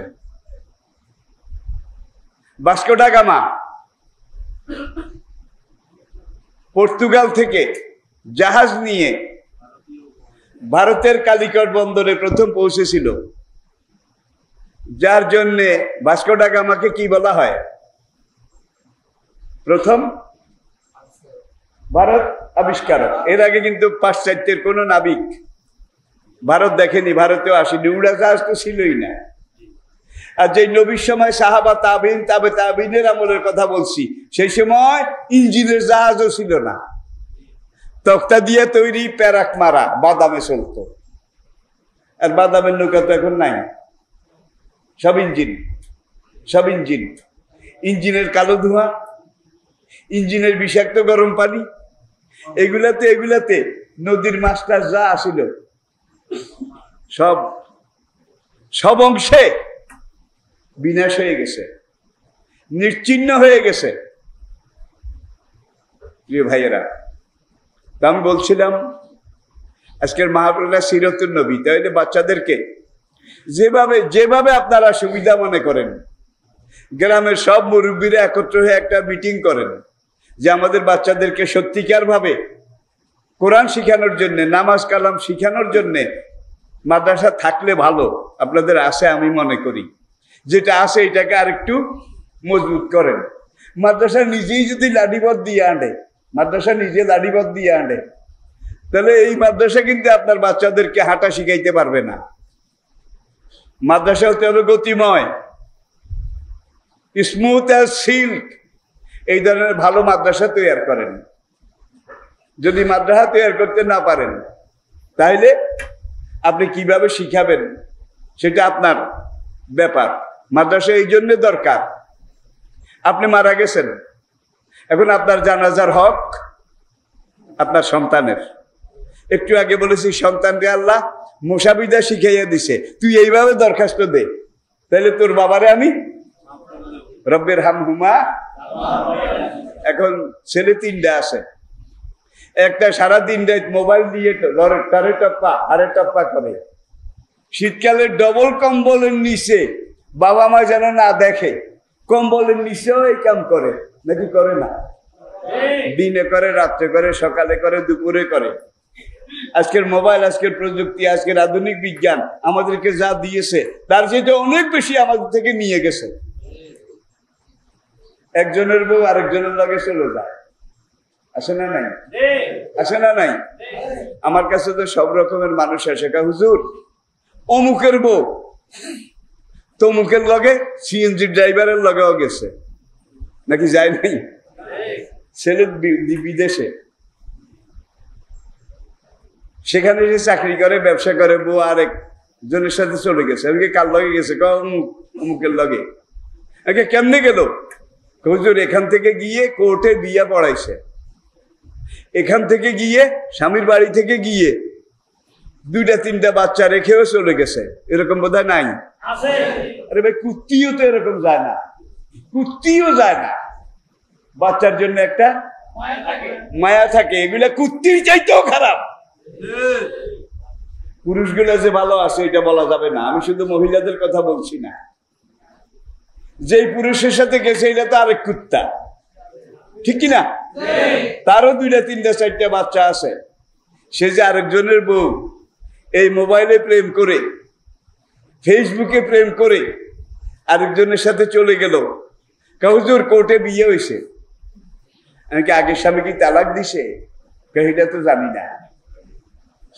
গৃহস্থের গরু সরু দড়ি পাকায়, স্বামী তো তালাকই দেয় নাই। এখন সেখানে গিয়ে দিব্যি কোর্টে বিয়ে করে ওই ব্যক্তির সাথে ঘর করতেছে, মিলন করতেছে, এখানে বাচ্চা হচ্ছে। এখানে যতবার এই স্ত্রীর সাথে মিলন করবে ততবার জেনা হবে, জেনা হবে, ব্যভিচার হবে। আর এই ঘরে যত সন্তান হবে আল্লাহর কসম সব জারজ হবে। এইভাবে আজকে সমাজে জারজ সন্তান জন্ম নিচ্ছে নাকি নিচ্ছে না? এটাকে যদি বন্ধ করা না যায়, তাহলে আজ থেকে আগামী 50 বছর পরে দেশটা জারুয়ার দেশ হয়ে যায় নাকি? জারুয়ার গোষ্ঠী হয়ে যায় নাকি? এমন একটা আশঙ্কা কিন্তু আমি করতেছি। আপনারা কি কেউ আমার উপরে রাগ করেছেন? রাগ করেছেন? এখানে আরেকটা জিনিস, কেউ ফেন্সিডিল খায়, যুবক তরুণদের কথা বলছি। কেউ ইয়াবা খায়, কেউ গাঁজা খায়, কেউ হিরোইন খায়, কেউ পপি খায়, বিভিন্ন রকমের নেশা। আজকে যুবকদের একটা বিরাট অংশ এই একদিকে এই মোবাইল, আরেকদিকে নেশার মধ্যে ডুবে গেছে নাকি যায় নাই, ডুবে গেছে নাকি যায় নাই। কুল্লু মুস্কার হারাম, কোরআনে মদ হারাম, নেশা হারাম, জুয়া হারাম, লটারি হারাম। একবার কোরআনের ডাইরেক্ট আয়াত, নবীজি হাদিসে এগুলোর ব্যাখ্যা দিয়েছেন। এখন একটু চিন্তা করেন, নেশা কুল্লু মুস্কার হারাম, সব রকমের নেশা হারাম। এখন এই নেশা করতে করতে করতে করতে যারা ইয়াবা খায়, ফেন্সিডিল খায়, গাঁজা খায়, হিরোইন খায়, তাদের প্রথমে হার্টে অ্যাটাক করে, এরপরে লিভারে, তারপরে কিডনিতে, তারপর প্রোস্টেট গ্ল্যান্ডে ওই মদ গাঁজা এগুলোর এফেক্ট, এগুলোর আসরে তার শরীরের ভিতরের মেশিনারি, কলকবজা, ভিতরের অর্গানগুলো আস্তে আস্তে অকেজ হয়ে যায়। আমার এলাকা, আমি নিজে সাক্ষী, কয়েকটা যুবক মারা গেছে 40 বছরের আগে। খুব কর্মঠ যুবক ছিল। কয়েক বছর আগে এক যুবক ওই নৌকার মধ্যে মরে রয়েছে, বোধহয় আপনারা খবর পাইছেন কিনা। নৌকার মধ্যে সেখানে যাই খাইছিল, খাইয়ার বাড়িতে আসতে পারে নৌকাতেই মারা গেছে। কত রকমের মানুষ আমার কাছে আসে। কিছুদিন আগে এক মহিলা আসলো, এসে বললো, হুজুর আমার ছেলেটার জন্য একটু দোয়া করেন। আল্লাহ, মা কি হয়েছে তোমার ছেলের? বউ থাকে না। বউ থাকে না মানে? দুইটা বউ আনছি, একটার পর একটা, দোনোটা চলে গেছে। এখন আরেকটা খুঁজি, কিন্তু মেয়ের পক্ষ রাজি হয় না। আমি বললাম কারণ কি? ব্যাকে আর হোলার বলে এইটা নাই, মাফ করবে, আর হোলার বলে। তাহলে বুঝা গেছে এই মদ, ফেন্সিডিল, গাঁজা এগুলা খাইতে খাইতে এগুলোর এফেক্টে শুধু তার হার্ট যায় নাই, বাল্ব যায় নাই, লিভার যায় নাই, তার ওই যে আসলটা সেক্সুয়াল পাওয়ার, যৌনশক্তি, এইটাও ধ্বংস হয়ে গেছে। আমার যুবক তরুণ ভাইয়েরা, তোমাদের পয়সা দিয়ে তোমরা খাও, আমার মাথা ব্যথার কোনো কারণ নাই। আগামী দিনে এই দেশ তোমরাই চালাবে। তোমরা যদি কেউ এইভাবে নেশা খেয়ে খেয়ে একটা, এই নেশা খায় যারা, তারা 40-এর আগে অনেকেই কিন্তু ওই এক কিনার বাঁকা হয়ে যায়। রাস্তা দিয়া নিজের লইয়া চলতে পারে না, সমাজের লইয়া এরা চলবে নাকি? কেউ দিওয়ানা হয়ে যায়, কেউ পাগল হয়ে যায়। আবার এমনও ঘটনা আছে, এই নেশা যারা করে তাদের যৌন শক্তি, সেক্সুয়াল পাওয়ার, ওই যে বউ 3টা গেছে আরো যায়, তাহলে আর বউ আইনা লাভ কি? তাতে এই দেয় নাই। মা নিজে আমারে কইছে। আমি চিন্তা করলাম, এই তো আমাদের সমাজ। আমার যুবক ভাইয়েরা, কোনো নেশা খাওয়া যাবে না, ছোঁয়াও যাবে না। মোবাইল প্রয়োজনে ব্যবহার করবা, প্রয়োজন ছাড়া। এই আজকের বিজ্ঞানীরা বলছে এইভাবে মোবাইল রাত বিরাতে সময় অসময় বেশি ব্যবহার করলে ব্রেইন এফেক্ট করে, চোখের কার্নিয়া নষ্ট হয়ে যায়, হৃদয়ে আঘাত করে, শরীরের অর্গানগুলা নষ্ট হয়ে যায়। সুতরাং সবকিছু খানায় শরীর পুষ্ট হয়, সবল হয়, সচল হয়, কিন্তু বেশি খাইলে আবার মরাও লাগে। ঠিক কিনা বলেন? আমার একদল যুবক তরুণ আছে, আপনাদের এলাকা হয়তো নাই। কেউ চুল কাটছে মেসির শার্ট, কেউ চুল কাটছে রোনাল্ডো, কি এরকম যুবক সব এলাকায় আছে, উত্তরবঙ্গে বেশি। কেউ রোনাল্ডো, কেউ মেসি, কেউ নেইমার। আচ্ছা, আগে যুবক ভাইয়েরা মেসির কায়দায়, নেইমারের কায়দায় যারা চুল ছাড়ছ, তোমরা কে কে হাসরের মাঠে নেইমারের পিছে, নেইমারের সাথে উঠতে রাজি আছো? হাত দেখাও। কি মেসির সাথে কে উঠতে রাজি আছো? হাত দেখাও। চুল কিভাবে কাটবা তোমার নবী তোমাকে শিক্ষা দেয় নাই নাকি? তাইলে তোমার চুল তো নবী যেভাবে বলছে, নবীর সাথ দাও, নবীর সাথে উঠবা, নবীর সাথ দাও, নবী যেভাবে শিখিয়েছেন, তাহলে নবীর সাথে জান্নাতে যাইবা। তুমি চুল ছাড়লা এই মেসির মতো, রোনাল্ডোর মতো। আর হাসরের দিন তুমি দোয়া করো, আল্লাহ তুমি হাসরের মাঠে নবীর শাফায়াত আমার নসিব করিও। দূর হতচ্ছাড়া। মান তাশাব্বাহা বিকাউমিন ফাহুয়া মিনহুম, যে যাকে তার আনুগত্য করে, অনুসরণ করে, হাসরের মাঠে সে তার সাথে উঠবে। আমার কথা না, নবীজির কথা, নবীজির কথা। সুতরাং নবীজির শাফায়াত এইটাও পাবে না, নবীজির সুপারিশ এইটাও পাবে না। আজকে তুমি যৌবন আছে, টকবকে জীবন আছে, এটা আল্লাহর দান। এই মেশিনারি গুলো আল্লাহ দিয়েছেন, এগুলাকে তুমি এইভাবে অপব্যবহার করবে। সেই আল্লাহর শক্তি আছে, জীবনের এক পর্যায়ে একদিন মাথা চক্কর দিয়ে তুমি পড়ে যাবে, এইবার তোমাকে 3 জনে ধরে আনাম লাগবে। এরকম ঘটনা বোধহয় নাই? হাসপাতালে নিলে ডাক্তার দেখে দেখে বলবে যে লাইফ সাপোর্টে নেওয়া লাগবে। কারণ কি? তার শরীরের যে অর্গান, অঙ্গ প্রত্যঙ্গ একটাও ঠিক মতো কাজ করে না। কারণ ওই নেশায় নেশায় সব কমতে কমতে কমতে কমতে একসময় অফ হয়ে যাবে। তোমরা যদি মরে যাও অকালে, আগামী দিনে এই দেশটা চালাবে কারা? কিছু মরে যাবে, আর কিছু বাঁকা হয়ে যাবে, আর কিছু হাতাল্লা হয়ে যাবে, আর কেউ যৌন শক্তি হারিয়ে বউ চলে যাবে। তাহলে সমাজ সংসার এইভাবে একটা ফাটল আছে নাকি নাই? চলছে নাকি চলছে না? প্রিয় ভাইয়েরা, সিরাতুন নবী। এইবার আসেন আসল কথায়, উপসংহারে। সিরত, সিন ইয়া রা গলতে, 2 নক্তাওয়ালা গলতে, সিরাতুন কোরআনের শব্দ।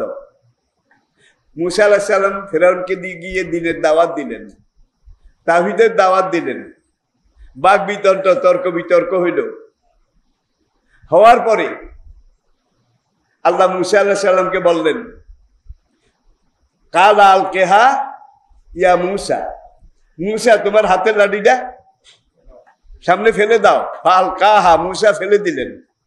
ফায়জা হিয়া, কয় না কা হাইয়াতুন, বিরাট এক কালসাপ অজগর, এইভাবে ফনা তুলে, ফেরাউনের সিংহাসনের চাইতেও তার ফনা উঁচু, এইভাবে জীব লক লক করে। ফেরাউনকে জাদু জাদু জাদুকর আনেছে, 60,000 জাদুকর।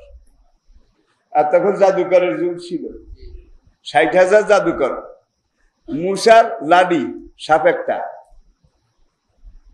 আর 60,000 জাদুকর।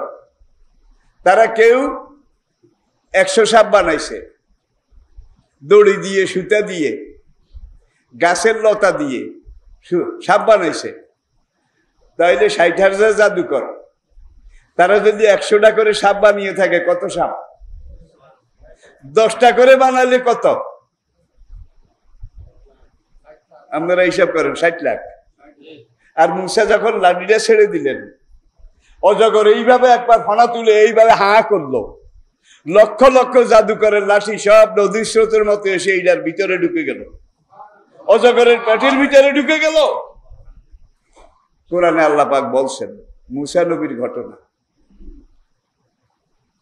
এখন লাঠি ছেড়ে দেওয়ার পরে এই ঘটনা মুসার সামনে, নবী হইল তো মানুষ, ভিতরে একটু কিরে সারলাম লাঠি, হইল কি? ওইল তো সব খাইল কি? কত লক্ষ লক্ষ সব খাইয়ে লাইছে, নবী নিজে ডরাইছে। আল্লাহ কয় কালা খুজহা ওয়ালা তাখাফ, মুসা সাপের গর্দান ধরো, ওলা তাখাফ, ভয় পেও না, ভয়ের কোনো কিছু নাই।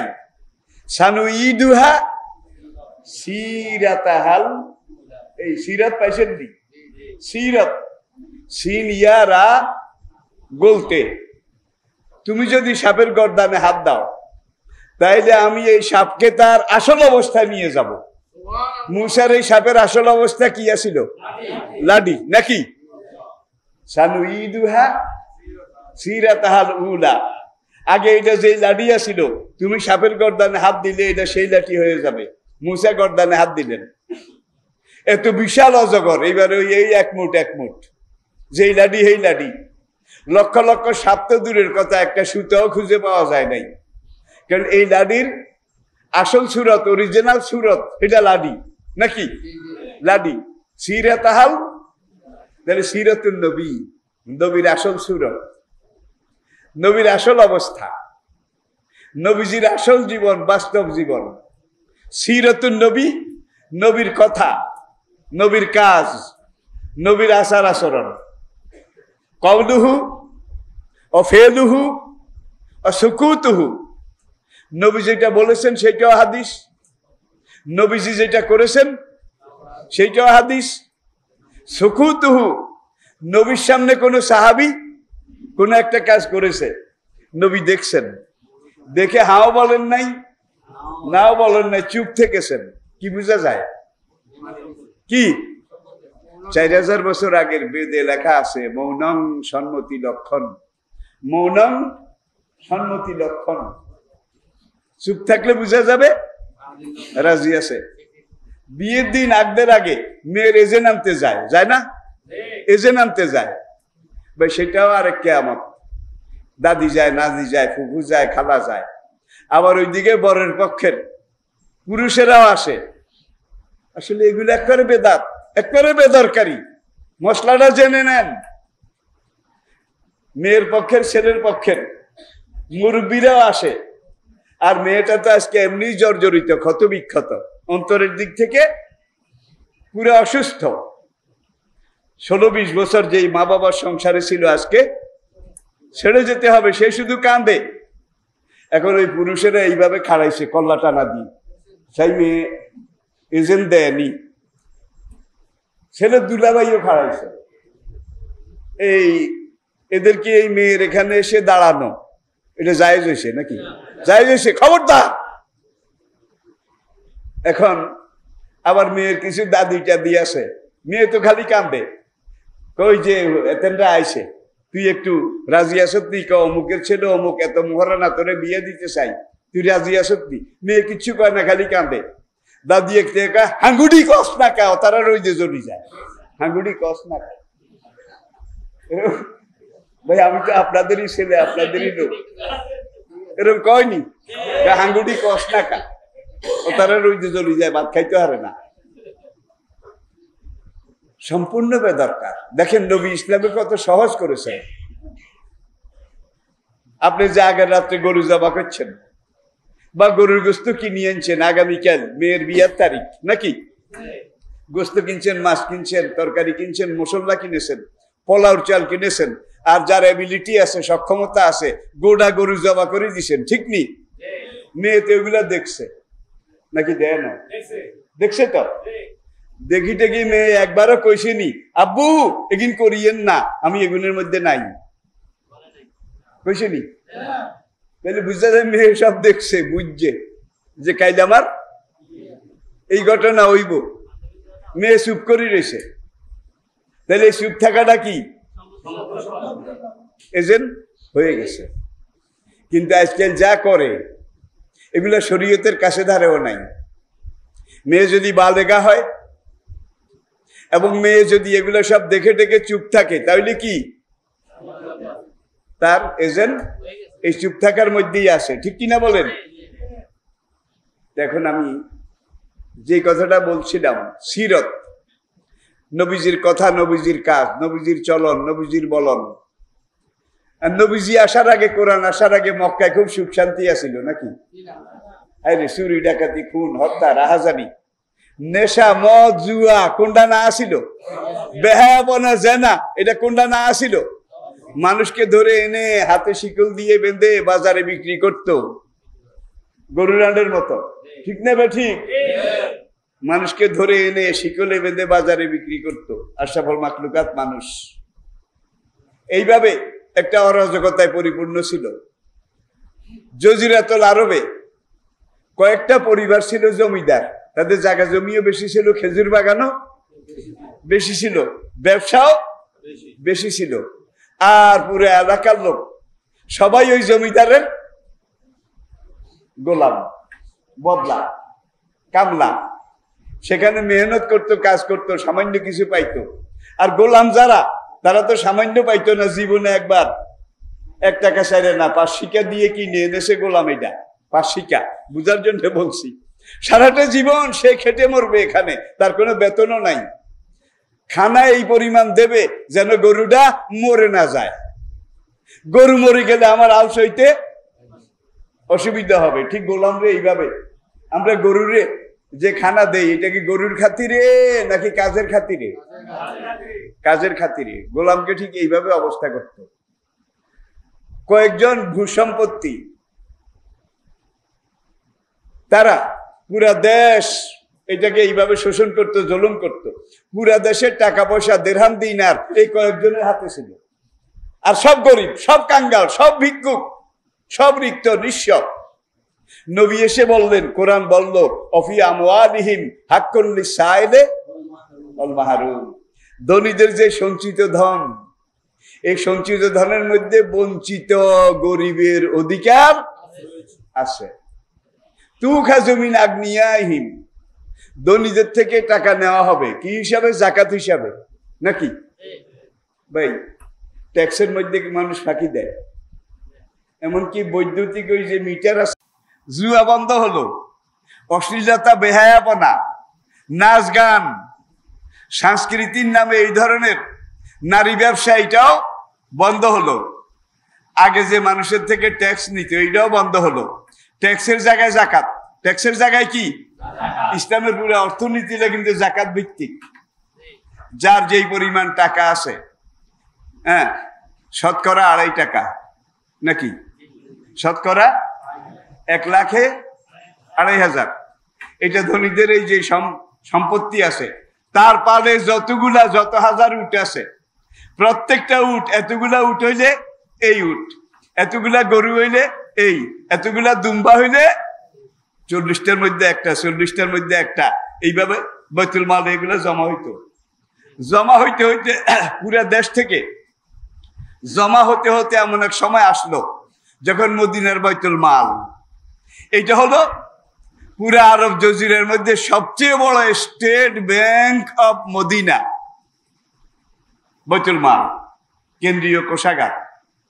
এইবার যারা অভাবী, তাদেরকে ডেকে ডেকে এখান থেকে সম্পদ ভাগ করে বিলি করে দেওয়া হতো। এইভাবে নবীর জীবনে কয়েক বছর দিলেন। নবীর জীবনে নবী চলে যাওয়ার পরে আবু বকর 2 বছর, আবু বকরের খেলাফত 2 বছর 1 মাস। এই 2 বছর এইভাবে অতিরিক্ত সম্পদ গরিবদের মধ্যে বিলি করা হলো, বন্টন করা হলো। উমরের খেলাফত আসলো। উমরের খেলাফত আসার পরে দেখা গেল সমাজে এখন আর গরিব নাই, এখন আর জাকাত খাওয়ান না নাই। যারা জাকাত খাইতো তাদের সবার উপরে এখন জাকাত ফরজ হয়ে গেছে। এখন দেখা যায় পুরা আরবে, পুরা ইসলামিক স্টেটে সব জাকাত দিয়ে নেওয়ালা, জাকাত নিয়ে নেওয়ালা কোনো মানুষ। এটা ইসলাম। ইসলামী ব্যাংকে এত বরকত কেন? কে রাজাকারের ব্যাংক কয়নি? সেখানে ব্যবসার প্রথম যেটা পিলার, সেটা হলো মুদারাবা। মুদারাবা, আপনার নবী, আমার নবী বিশ্বের প্রথম মুদারাবা ব্যবসা করেছিলেন। আমাদের নবী। খাদিজার পুঁজি, আলামিনের শ্রম। খাদিজার পুঁজি, আলামিনের শ্রম। লাভ যা হইতো আগের কথা মতো, চুক্তি মতো, আসল খাদিজাকে ফিরেই দিত, লাভটা ভাগাভাগি করে নিত। এটা হলো মুদারাবা। আর আমি আগেই বলেছি, বিশ্বের প্রথম মুদারাবা ব্যবসা যিনি করেছেন, মুদারিব, তিনি নবী মুহাম্মদের রাসূল। আর এর আগে খাদিজার তো ব্যবসা অনেক আগ থেকে চলছিল, হুজুরের হাতে আসার আগে। কিন্তু এত পুঁজি, এত ইনভেস্টমেন্ট, কিন্তু লাভ নাই। খাদিজা ঘরে বসে বসে বুদ্ধিমতী, বুদ্ধিমতী, ইবাদত গুজার, আবেদা, জাকেরা, সালেহা, কানেতা, শাকেরা। খাদিজা ঘরে বসে বসে লোক বাছাই করে। মক্কাতে তো সব বাটপার, যারে পুঁজি দিছি, যারে পুঁজি দিছি। এই যুগের ব্যবসা কিন্তু এরকম, পুঁজি দিলে শেষ, ব্যবসা তো দূরের কথা।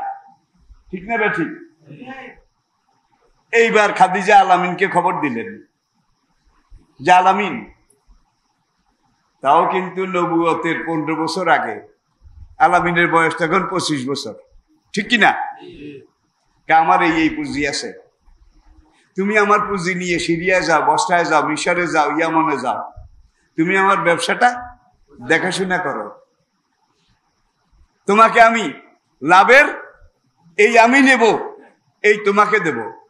প্রথম সফরেই ভাই, গত কয়েক সফরের লাভ প্রথম সফরেই হয়েছে। খাদিজা বুঝি আরো বাড়াইলেন, আরো বাড়াইলেন, বাড়াইতে বাড়াইতে সাহাবাই কেরাম তারাও অধিকাংশ ব্যবসায়ী ছিলেন। সাহাবাই কেরাম আশারায়ে মুবাশশারার একজন আব্দুর রহমান ইবনে আউফ, আশারায়ে মুবাশশারার একজন আব্দুর রহমান ইবনে আউফ মদিনা যাওয়ার পরে এত বড় ব্যবসায়ী ছিলেন। একবার মদিনা নগরীতে বিকেল বেলা একটা হই হই রই রই, আইয়ে রে আইছে রে, সব মানুষ মরুভূমির দিকে দৌড় দেয়। কি হয়েছে? আব্দুর রহমান ইবনে আউফের সিরিয়া থেকে বাণিজ্য কাফেলা আসে, বাণিজ্য কাফেলা। সেখানে 750 উট ছিল, 750 উট, প্রত্যেকটা উট পণ্য বোঝাই ছিল। মদিনার শহরতলির একজন গরিব, সে যখন শুনলো আব্দুর রহমান ইবনে আউফের ব্যবসায়িক কাফেলা সিরিয়া থেকে আসতেছে, সে গিয়ে দেখে যে আব্দুর রহমান ইবনে আউফ তিনি প্রথম উটের উপরে। এই উটটার মধ্যে সবচেয়ে বেশি মালপত্র, দামি দামি সোনা দানা, দিনার দিরহাম। এখন এই বেটাও ঠেঁডা কম না, কেঁডা কম না। এই বেটা আইয়া কয়, আব্দুর রহমান ইবনে আউফ, আপনার মাল বোঝাই একটা উট আমারে আল্লাহর হস্তে দান করেন, মাল বোঝাই একটা উট।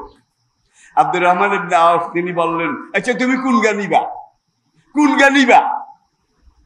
বেটায় কয়, জিজ্ঞাসা আপনি বই রয়েছেন সামনের গা, ইগাই নিয়ম। আব্দুর রহমান ইবনে আউফ নামি গেলেন উটের পিঠ থেকে, ওই গরিব লোকটাকে হাত ধরে উটের পিঠে বসাই দিলেন।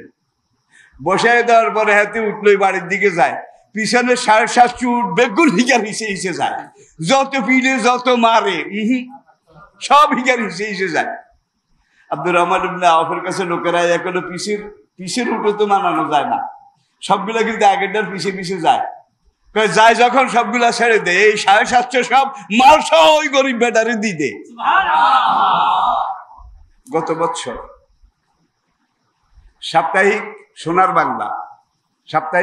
বাংলা একটা সাপ্তাহিক পত্রিকা, তারা ঈদে মিলাদুন্নবীতে 1 বছর আগে ঈদে মিলাদুন্নবীতে একটা ম্যাগাজিন বাইর করেছিল, ম্যাগাজিন। সেই ম্যাগাজিনে একটা আর্টিকেল এসেছিল, আমি নিজে পড়েছি। এই যুগের সবচেয়ে বড় ধনী কে? বর্তমান বিশ্বে সবচেয়ে বড় ধনী কে? বিল গেট সবচেয়ে বড় ধনী। তার সম্পদের হিসাব কিন্তু আমি আপনাদেরকে দিতে পারবো না, এত সম্পদ। এখন সেখানে একটা আর্টিকেল যে এই যুগে বিল গেটসের পুরা দুনিয়াতে সম্পদের যেই পাহাড়, রাসূলের সাহাবী আব্দুর রহমান ইবনে আউফ রাদিয়াল্লাহু তাআলা আনহু তিনি ইন্তেকাল করার সময় যেই সম্পদ তার কাছে ছিল, এগুলা হিসাব নেওয়ার পরে দেখা গেছে বিল গেটসের বর্তমান সম্পদের পরিমাণ 3 প্লাস সামথিং, 3 যোগ অল্প কিছু। আর আব্দুর রহমান ইবনে আউফ রাদিয়াল্লাহু তাআলা আনহু আশারায়ে মুবাশশারার একজন।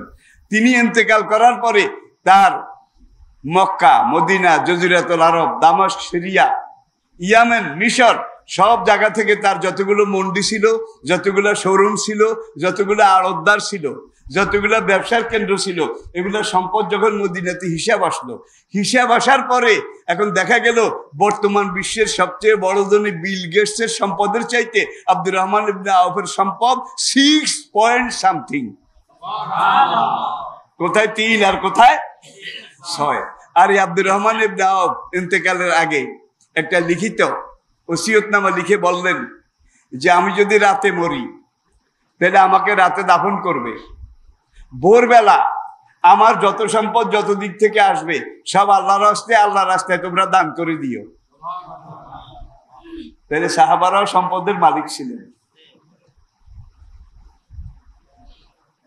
অনেক অনেক সম্পদের মালিক ছিলেন। তারা এই টাকা দিয়ে জান্নাত খরিদ করেছে, বেহেশত কিনেছে, আর আমরা টাকা খরচ করে জাহান্নাম কিনে নিচ্ছি। তাহলে নবীর সিরত, নবীর জীবনের ব্যাপকতা। আর একটা কথা বলে শেষ করি, নবীজি ইন্তেকাল করেছেন। ইন্তেকাল করার পরে একজন সাহাবী নবীজির দাফন কাফনের পরে আম্মা জান আয়েশা রাদিয়াল্লাহু তাআলা আনহা তার হুজরার সামনে আসলেন। কারণ নবীজির বেগমদের মধ্যে, বিবিদের মধ্যে সবচেয়ে কম বয়সী ছিলেন আয়েশা রাদিয়াল্লাহু তাআলা আনহা। তার কাছে আসলেন। যখন নবীজি ইন্তেকাল করেন তখন আয়েশা রাদিয়াল্লাহু তাআলা আনহা তার বয়স ছিল 18 বছর। নবীজি ইন্তেকালের পরেও মা আয়েশা 40 বছর জীবিত ছিলেন। এই ইতিহাস। এখন আয়েশা রাদিয়াল্লাহু তাআলা আনহার নবীজির রওজা মোবারক যেখানে নবীজি শুয়ে আছেন, এটাই কিন্তু মা আয়েশার হুজরা ছিল। এখন ওই সাহাবী শুধু কাঁদে। আম্মা জান দরজায় একটা চামড়া পর্দা টানানো ছিল, পর্দার পিছনে দাঁড়িয়ে কান্নারত সাহাবীকে জিজ্ঞেস করলেন, মা খাতাবুকা ইয়া বুনাইয়া, বাবা তুমি কি বলবে, তুমি কাঁদছো কেন? সাহাবী কান্না জড়িত ভাবেই বললেন, মা এতদিন তো নবীজি আমার সামনে ছিলেন, নবীজিকে দেখে দেখে ইসলামের সবগুলা কাজ আমি করেছি, নবী যেভাবে করেছেন, করতে বলেছেন সেইভাবে করেছি। এখন তো নবীজি ইন্তেকাল করে মদিনার জমিনের নিচে দাফন হয়ে গেছে, আর স্বামীর চরিত্রের খুঁটি নাটি ক্ষুদ্রাতি ক্ষুদ্র তলিয়ে খতিয়ে গভীরভাবে যাচাই বাছাই নিরীক্ষণ করে স্বামীর চরিত্র নিজের ঘরের বিবি যেইভাবে জানে দুনিয়ার অন্য কোনো মানুষ, ঠিক কিনা? এটা একটা সাইকোলজি। কিন্তু এখন নবী নাই, আমি আপনার কাছে এসেছি, মা আপনি এক কথায় আমাকে বলে দেন নবীর সিরত কি ছিল, জীবন চরিত্র, জীবন ধারণের বিভিন্ন পর্যায় কেমন ছিল। মা কানা সিরাতুন নবী সাল্লাল্লাহু আলাইহি ওয়াসাল্লাম, নবীর সিরত কেমন ছিল, কি ছিল? আম্মা জান পর্দার আড়াল থেকেই সাহাবীকে জিজ্ঞেস করলেন, ইয়া বুনাইয়া মা কারাতাল কোরআন, বাবা ছেলে আমার, আল্লাহ দেয়া আমার স্বামীর আনা 30 পারা কোরআন তুমি কি তেলাওয়াত করনি? সাহাবী পর্দার বাইরে থেকে জবাব দিলেন, বালা আম্মা আমি তেলাওয়াত করেছি, 30 পারা কোরআন তো আমার মুখস্থ আছে। আম্মা জান পর্দার আড়াল থেকে বলে দিলেন, কানা খুলুকুহুল কোরআন, 30 পারা কোরআনে যা লেখা আছে আমার স্বামী তোমাদের নবীর চরিত্রে তা করা আছে। আল্লাহু আকবার। যেই কোরআন আমরা তেলাওয়াত করি এটা ফিলোসফিক্যাল কোরআন, এটা থিওরিক্যাল কোরআন। আর নবীর চরিত্র সিরত ছিল এই লিখিত কোরআনের বাস্তব প্রতিষ্ঠিত জীবন্ত জ্বলন্ত শাশ্বত নমুনা। সহজ করে বলছি, যে কোরআন আমরা তেলাওয়াত করি এটা ফিলোসফিক্যাল কোরআন, থিওরিক্যাল কোরআন। আর নবীর সিরত, নবীর চরিত্র ছিল এই লিখিত কোরআনের প্রতিষ্ঠিত বাস্তব রূপ। কোরআনে যা বলা আছে নবীর জীবনে তার সবকিছু করা আছে। আরেকদিন আরেক সাহাবী নবীজির ইন্তেকালের পরে উম্মতের আরেক জননী আম্মা জান উম্মে সালমা রাদিয়াল্লাহু তাআলা আনহা, তিনি ছিলেন তখনকার দিনে মা যারা ছিলেন তাদের মধ্যে সবচেয়ে মুরব্বী। উম্মে সালমা রাদিয়াল্লাহু তাআলা আনহার কাছে এসে আরেক সাহাবী বললেন, মা নবীর বিবিদের ভিতরে আপনি সবচেয়ে বয়স্কা, আপনি নবীকে ডান থেকে বাম থেকে সামনে থেকে পিছন থেকে স্বামী হিসাবে তলিয়ে খতিয়ে গভীরভাবে যাচাই বাছাই নিরীক্ষণ করে আপনি নবীকে যেভাবে পর্যবেক্ষণ করেছেন, মা আপনি আমাকে এক কথায় বলুন নবীর সিরত কি ছিল? উম্মে সালমা রাদিয়াল্লাহু তাআলা আনহা সেদিন জবাব দিয়েছিলেন, আমি কোনখান থেকে শুরু করব, কোনখানে গিয়ে শেষ করব? উম্মে সালমা বললেন, বাবা তুমি কি কোরআন পড়ো নাই? সাহাবী বলেন, জি পড়েছি। আমার স্বামী তোমার নবী যখন রাস্তা দিয়ে হেঁটে যেতেন, কান্নাল কোরআনা ইয়ামশি আলাল আরদ, মনে হতো বাস্তব কোরআন জমিনের উপর দিয়ে হেঁটে যাচ্ছে, জীবন্ত কোরআন জমিনের উপর দিয়ে হেঁটে যাচ্ছে। তাহলে যেই কোরআন আমরা তেলাওয়াত করি এটা লিখিত কোরআন, আর নবীজির সিরত ছিল এই কোরআনে যা বলা আছে নবীজির জীবনে তা করা আছে। এখন কোরআনে যা বলা আছে আমাদের জীবনে কি তা করা আছে? 100 ভাগের 1 ভাগ, 20 ভাগের 1 ভাগ। এরপরে আবার ওরস করে, ওরস করে বাদ্য বাজনা তবলাও বাজায়, আবার মিলাদ শরীফ কি কি জানি পড়ে, এরকম বোধহয় একদল নাই? জোরে কম। বেহেশতে যাওয়া এত সোজা না। বেলালের শরীরে চামড়া ছিল না, আম্মারের শরীরে চামড়া ছিল না। নবীজির দাঁত ভাঙছে, মাথার খুলি ভাঙছে, ঠিক কিনা বলেন? একবার নয়, অনেকবার। বেহেশতে যাওয়ার কোনো কোনা কুন্যা রাস্তা নাই। বেহেশতে যাওয়ার রাস্তা হলো সিরাতাল লাযিনা আনআমতা আলাইহিম, যেই রাস্তা দিয়ে নবীরা গেছে, ওলিরা গেছে, সিদ্দিকেরা গেছে, শহীদেরা গেছে। সেই রাস্তা বাদ দিয়া কেউ ওই কোনা কুন্যা হট্ট গায়, কোনা কুন্যা। ভাই বেহেশতে যাওয়ার কোনো কোনা কুন্যা রাস্তা নাই। 5 ওয়াক্ত নামাজে আপনি পড়েন ইহদিনা সিরাতাল মুস্তাকিম, সেই নবীর রাস্তা, সাহাবায়ে কেরামের রাস্তা আমাদেরকে দেখায় দাও, সিরাতাল লাযিনা।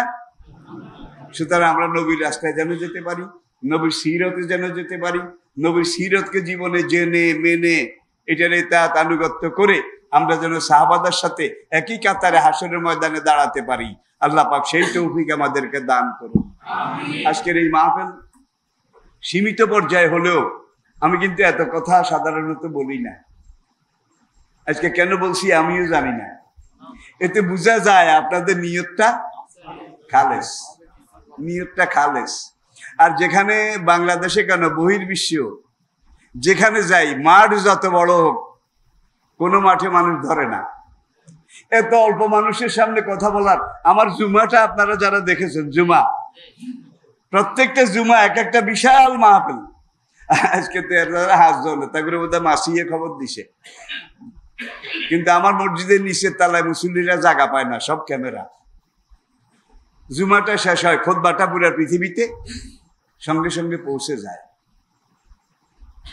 যেন জীবনের শেষ মুহূর্ত পর্যন্ত এইভাবে ইসলামের কথা বলে যেতে পারি, কোরআনের কথা বলে যেতে পারি। আল্লাহ পাক যেন সেই সেহেত, তন্দুরুস্তি, সক্ষমতা আমাকে দান করেন।